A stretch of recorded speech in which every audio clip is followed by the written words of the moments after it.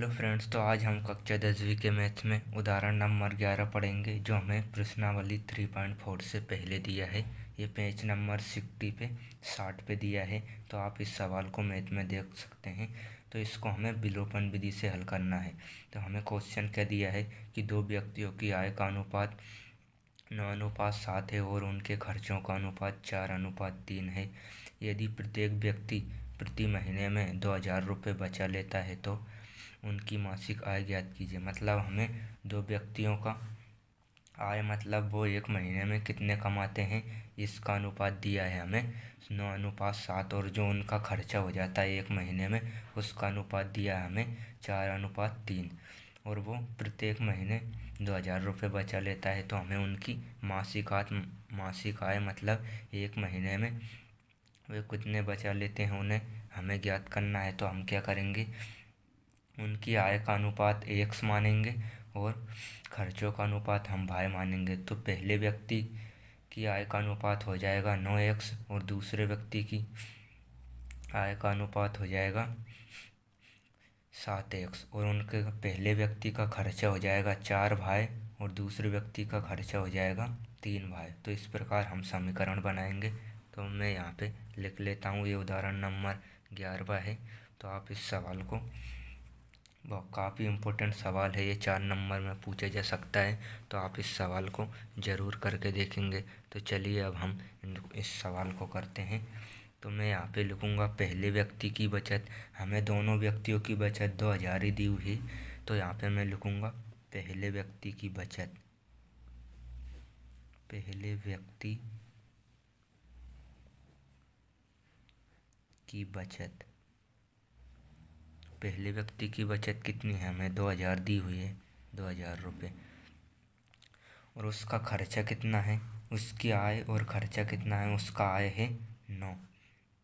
तो हमने आय को x माना, तो इसलिए यहाँ पे 9 में x का गुणा कर देंगे तो ये हो जाएगा 9x।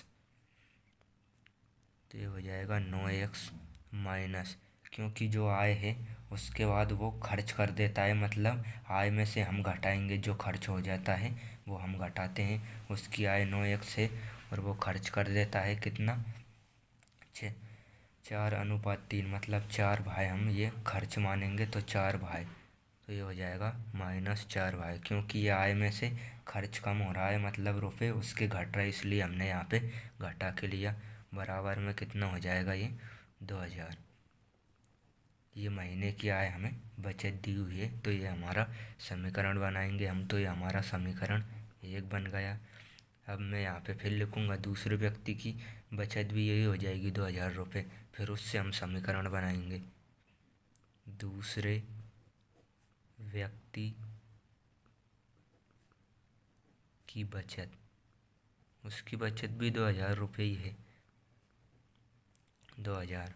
तो अब ये क्या, ये पहले व्यक्ति की आय हमने 9x मानी थी और दूसरे व्यक्ति की आय हमें कितनी दी हुई है, 7x मानेंगे, और उसका खर्चा 3y मानेंगे हम। तो यहाँ पे समीकरण बनेगा हमारा 7x माइनस 3y बराबर 2000।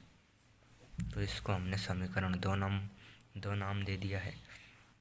अब हम क्या करेंगे, विलोपन विधि से हमें इनको हल करना है। तो हम देखेंगे कि यहाँ पे 9x है और यहाँ पे 7x है। तो हम इनको सेम बनाने के लिए क्या करेंगे, समीकरण 1 में जो मैं 7 का गुणा, समीकरण 1 है और ये हमारा समीकरण 2 है। अब हम क्या देखेंगे, यहाँ पे ये 9x है समीकरण 1 के गुणा में, ये यहाँ पे 9 है और यहाँ पे 7 है। तो हम विलोपन विधि में क्या करते हैं, इन दोनों को सेम बनाते हैं। तो यहाँ पे मैं क्या करूँगा, समीकरण 1 में समीकरण 2 के जो x में x के गुणा में रहता है उसका गुणा कर देते हैं हम यहाँ पे। और समीकरण 2 में जो समीकरण 1 के x के गुणा में जो संख्या रहती है उसका गुणा हम समीकरण 2 में कर देते हैं, ताकि ये सेम बन जाए और इनके चिन्ह बदलने पर ये आपस में कट जाए और भाई का मान हमारा आसानी से निकल जाए। इसलिए हम यहाँ पे चिन्ह बदलते हैं विलोपन विधि में। तो हम क्या करेंगे, यहाँ पे मैं लिखूँगा समीकरण 1 में, ये हमारा समीकरण 1 है, इसमें मैं 7 से गुणा करूँगा। तो समीकरण 1 में 7 का गुणा करने पर विलोपन विधि के सवाल में हर बार चिन्ह बदलाता है जब ये दोनों संख्या आपस में सेम नहीं होती। अगर यहाँ पे भी 9x होता और यहाँ पे भी 9x होता तो हम चिन्ह नहीं बदलते, डायरेक्ट इनको हम गुणा नहीं करते, डायरेक्ट चिन्ह बदल के इन दोनों को काट देते। लेकिन यहाँ पे सेम संख्या नहीं है, यहाँ पे 9x है और यहाँ पे 7x है, इसलिए हम इनको सेम बनाएंगे, इसलिए हम यहाँ पे गुणा कर रहे हैं। तो समीकरण 1 में 7 का गुणा करने पर तथा समीकरण 2 में, ये हमारा समीकरण 2 है, इसमें मैं 9 का गुणा करूँगा। समीकरण 2 में 9 का गुणा करने पर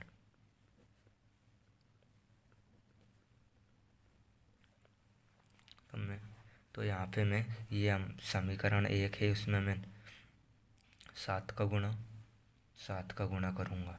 तो यहाँ पे ये 9 में मैंने 7 का गुणा किया तो 9 7 63, तो ये हो जाएगा हमारा 63x माइनस 7 का गुणा मैंने 4 में किया तो 7 को 28y बराबर 2000 में मैंने 7 का गुणा किया तो ये हो जाएंगे 14,000।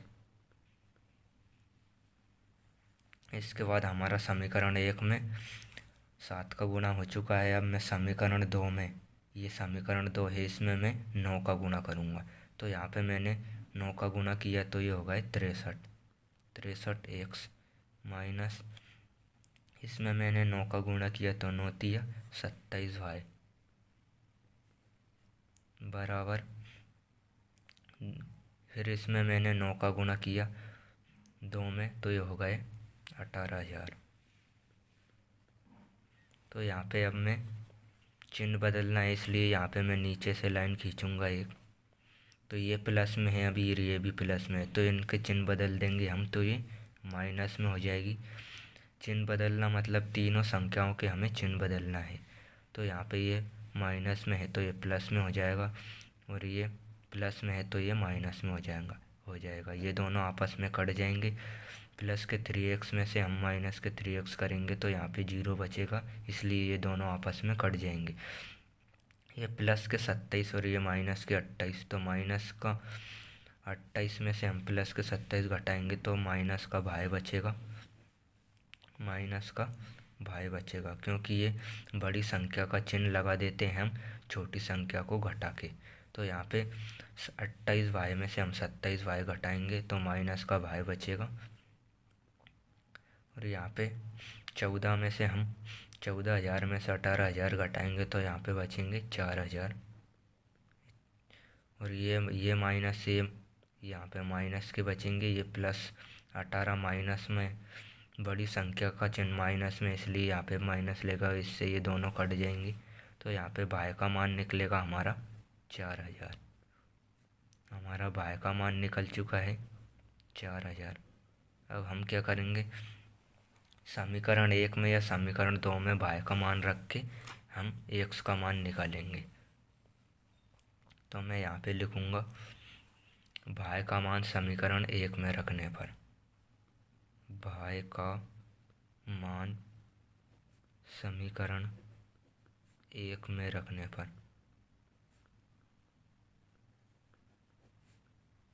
तो समीकरण 1 क्या था हमारा, उसको मैं एक बार लिख लेता हूँ यहाँ पे। तो समीकरण 1 था हमारा 9x माइनस 4 भाई बराबर 2,000, ये हमारा समीकरण 1 है। अब मैं क्या करूँगा, यहाँ पे भाई की जगह पे मैं ये 4,000 जो भाई का मान निकला है हमने वो रख दूँगा मैं यहाँ पे 4,000। तो यहाँ पे ये आ जाएगा 9x माइनस 4 गुणा में भाई का मान, ये 4,000 रखूँगा मैं यहाँ पे, 4,000 बराबर 2,000।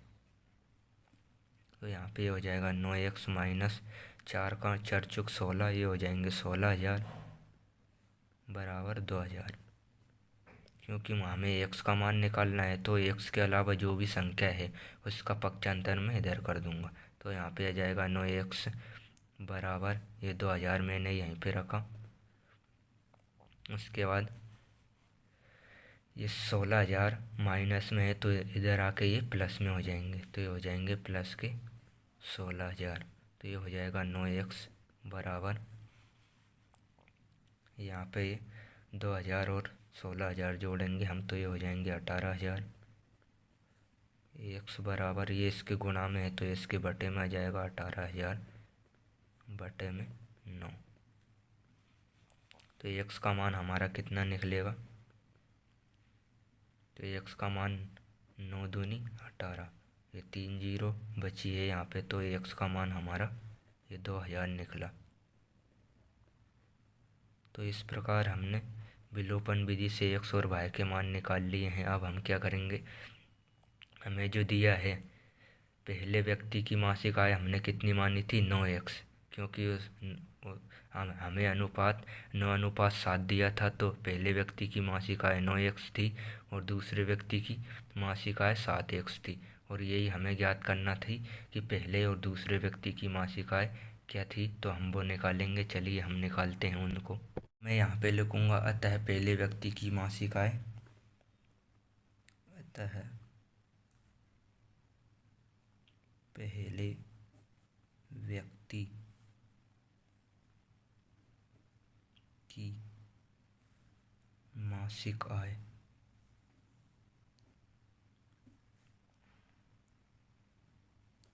तो पहले व्यक्ति की मासिक आय हमने क्या मानी थी? 9x। ये पहले व्यक्ति की मासिक आय निकालेंगे हम, तो x का जो मान है वो हम यहाँ पे रख देंगे, तो पहले व्यक्ति की मासिक आय निकल ही आएगी।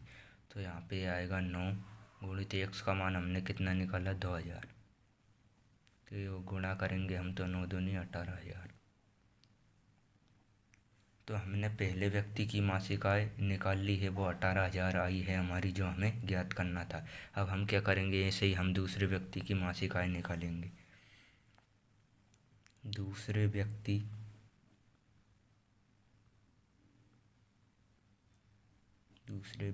की मासिक आय, दूसरे व्यक्ति की मासिक आय हमने क्या मानी थी?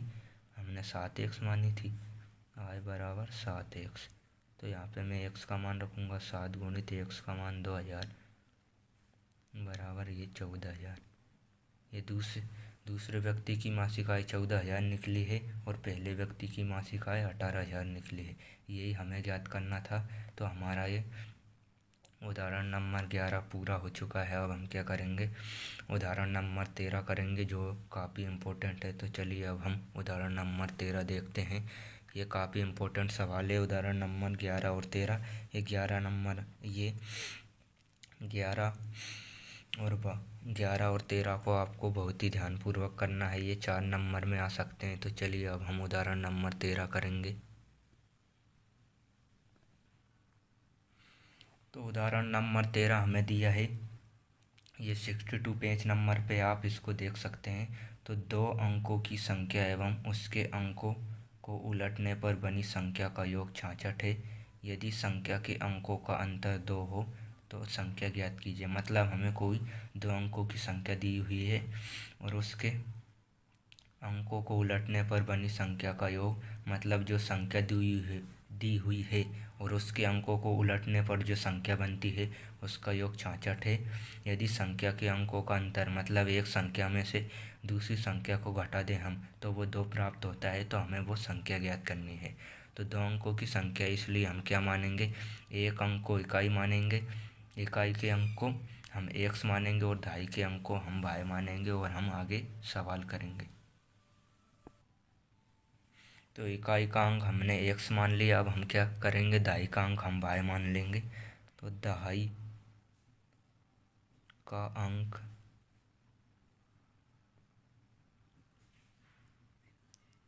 y है, इकाई का अंक हमने x और दहाई का अंक y मान लिया।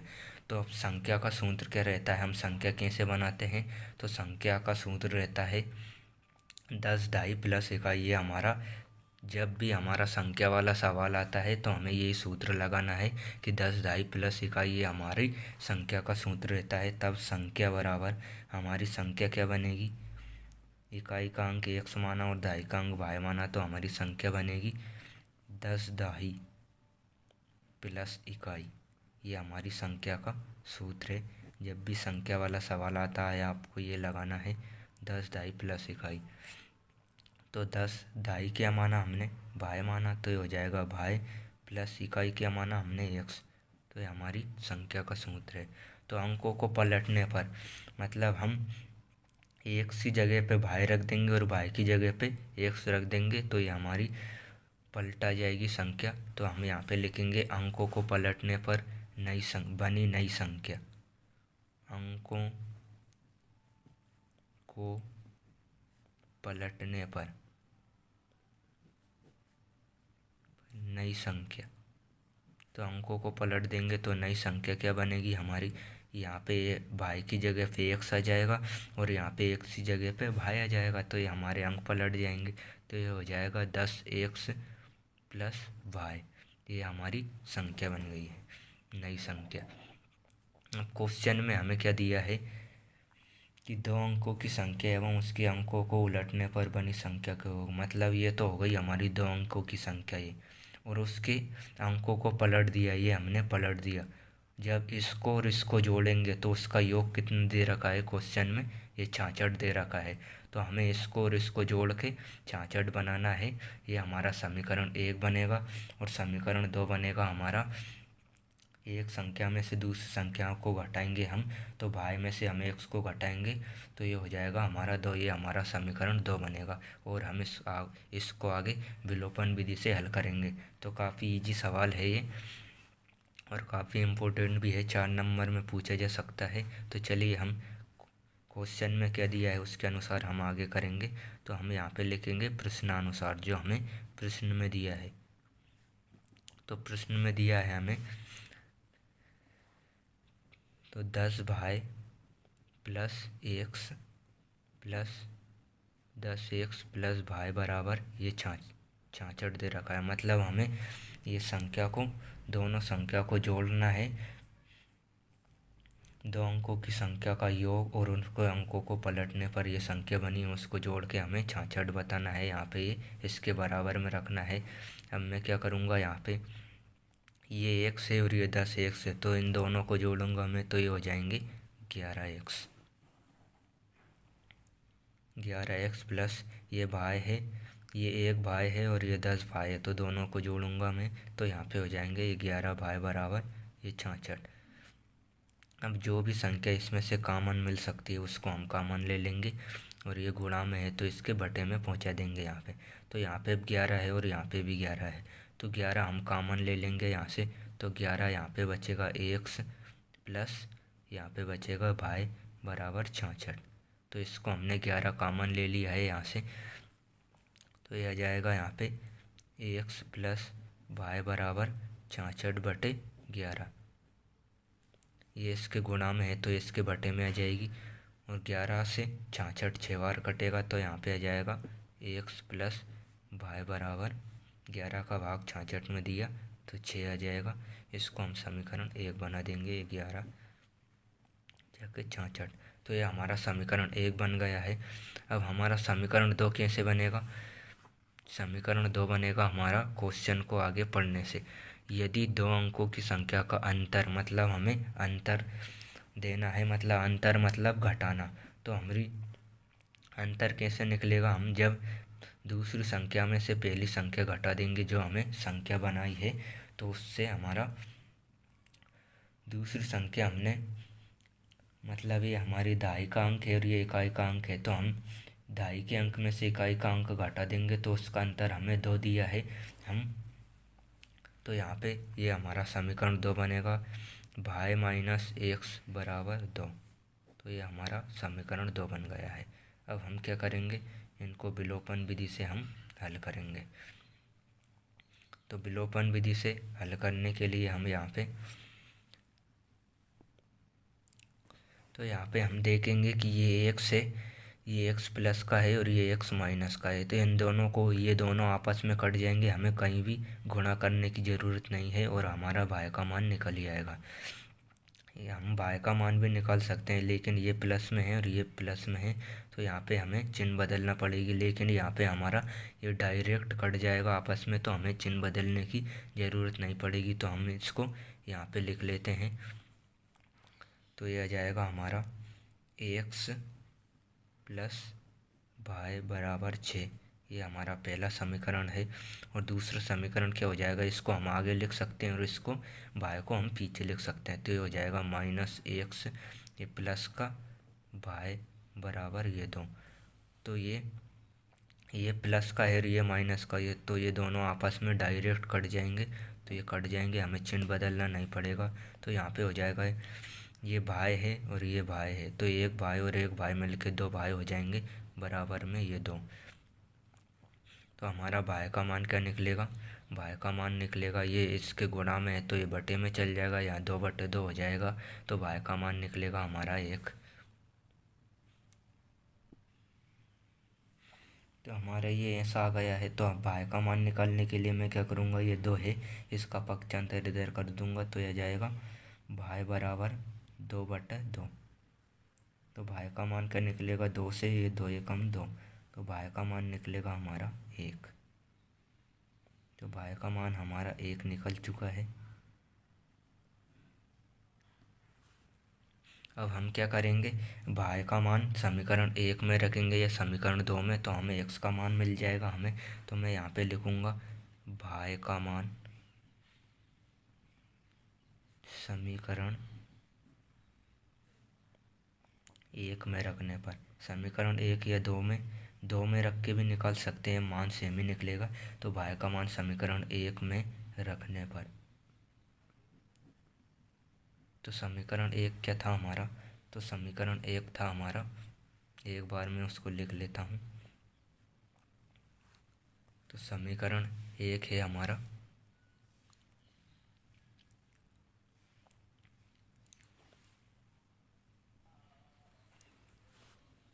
ये x प्लस भाई बराबर 6। तो यहाँ पे मैं भाई की जगह पे 1 रख दूँगा तो हमारा x का मान मिल जाएगा हमें यहाँ से।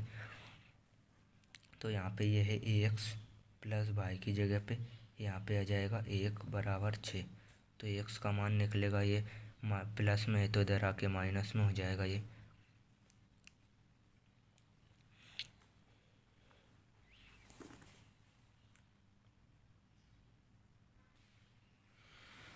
सॉरी, यहाँ पे हमारी थोड़ी ये मिस्टेक हो गई थी। तो यहाँ पे ये हमने 2 लिख दिया, यहाँ पे 6 और 2 जोड़ के यहाँ पे 8 आएंगे, इसलिए हमारा भाई का मान गलत आ रहा है। तो यहाँ पे 8 आएंगे तो भाई का मान हमारा 4 निकलेगा। यहाँ पे थोड़ी हमारी मिस्टेक हो गई है क्योंकि इनको जोड़ना है हमें। यहाँ पे 6 और 2 जोड़ेंगे तो ये 8 हो जाएगा और यहाँ पे आएगा 8 आ जाएगा यहाँ पे,